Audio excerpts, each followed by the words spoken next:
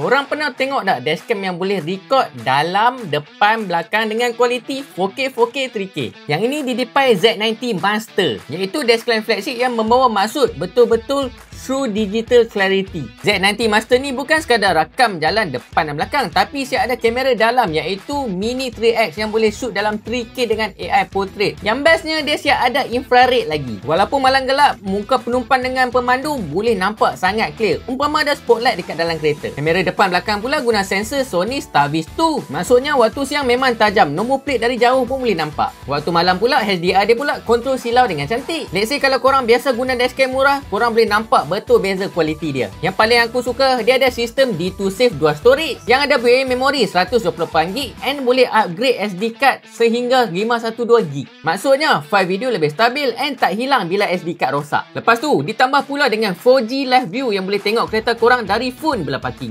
Dia siap boleh remote monitoring and voice intercom, dua hala call terus kalau ada apa-apa jadi. Macam ni. Lepas tu untuk yang suka test safety, dia ada parking monitoring 24/7. Kalau ada orang langgar atau lalu dekat, radar dia terus hidup dalam masa 3 saat and dia akan record waktu kejadian. Lepas tu boleh tengok terus dalam app di Deepal melalui 5GHz Wi-Fi plus Wi-Fi turbo yang laju. Z90 Master ni juga ada voice control tau. Korang sebut je take photo, dia terus ambil klip 10 saat. Memang mudah, dah tak payah tekan apa-apa. Lepas tu bila korang drive jauh, dekat dalam dashcam ni dia ada built-in GPS dengan ADAS 2.0.